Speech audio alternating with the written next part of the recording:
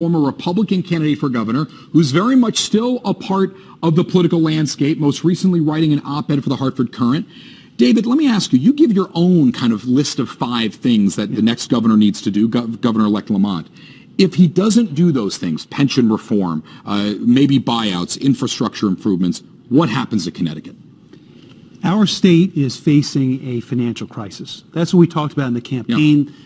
Governor Lamont is facing close to a $2 billion budget deficit in the first year, $10 billion over the first 4 years. We had Bloomberg News say that Connecticut is at risk of defaulting on its debt. These problems are very serious, and the proposals that we put in our op-ed are the kinds of structural reforms that Ned Lamont talked about that we need in this state. On something like a pension buyout, which is something that you've advocated for, yes. A, why is that a good idea? But also B, does the state need to devote more revenue, devoted revenue streams to pay off those unfunded liabilities? This is a problem for everyone. One of the most difficult times I had on the campaign trail was talking to state employees or retirees that said to me, am I going to get my pension? Yeah. And I had to say, you know what, if we don't change, someday the checks might bounce. And it's terrible for our taxpayers. It's terrible for our children where we're not able to invest in their future. So we need to do something different. And the plan that we talked about is a buyout plan. It's a plan that they used in General Motors in the 2000s when that industry was going through difficulty. And what we said then, and I think we could do here, is use a buyout. So if you use a buyout, then that takes those people off the books and guarantees it, what does that leave left then? Does that leave the fund solvent if you're not giving too much up front? Well, this is what's important, is both to make sure that there's money that's put aside that's secure. Yeah. So if the money is not theirs, it's not there today, if you're a retiree or even a state employee, you don't know the money will be there. The money will be there. But it's important to make sure that the amount that's put there is sustainable for the state going forward, so that it's sustainable for taxpayers, for businesses, and so that we can invest in our future. You're advocating for public-private partnerships when it comes to infrastructure. Yes. As you know, on the private side, that involves a toll in some respect. Where do you think we can do that in Connecticut? Is it on the state highways, or do you try to do it on the interstates with something like congestion tolling? So this is an example where we look around the country in a place like Miami, Washington, D.C.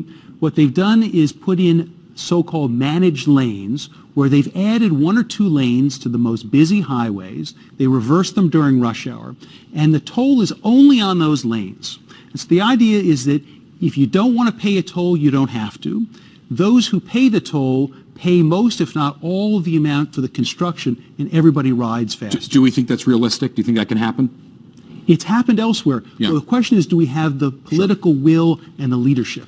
Let me ask you this. You're new to politics in many respects. Do more Republicans need to sound like you, do you think? Do you think if more Republicans in the state sounded like you on the campaign trail, now really focusing on the fiscal issues and the way you're talking about them, that more Republicans would have maybe won on November 6th? I think that every election is about providing the viewers, providing the electorate of a view of what the future can be. And our message, whether it's Republicans, anyone, is to provide that vision. And so that's what we're looking to do. The ideas that we put forward for Ned Lamont, those are real ideas that we can come together and we can implement. What is the business community, what are you hearing from the business community when it comes to things like the minimum wage, paid family leave, marijuana, sports betting? What's the reaction coming from your part of Fairfield County? I think there's a fair bit of concern. The last 8 years were terrible. Even though a lot of those people voted for Democrats.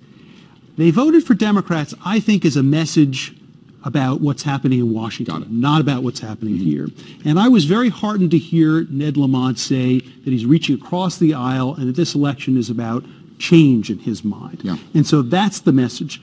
One of the concerns I have about an issue like the minimum wage, I visited with an owner of an IGA, and what he said is, I no longer hired somebody to run the dairy department because my costs are so high. Sure.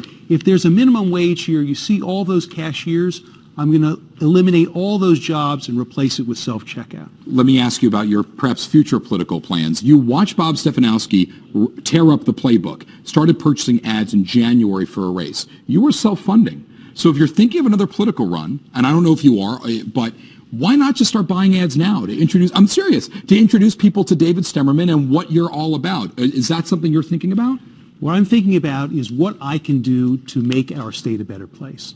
I see the example of a guy like Rob Simmons, who served in Congress, is now the first selectman of Stonington, said the election is done. It's now time to roll up our sleeves and do the hard work of governing. That's what I'm focused on. David Stemerman, not ruling it out, but also thank you very much for being here with me.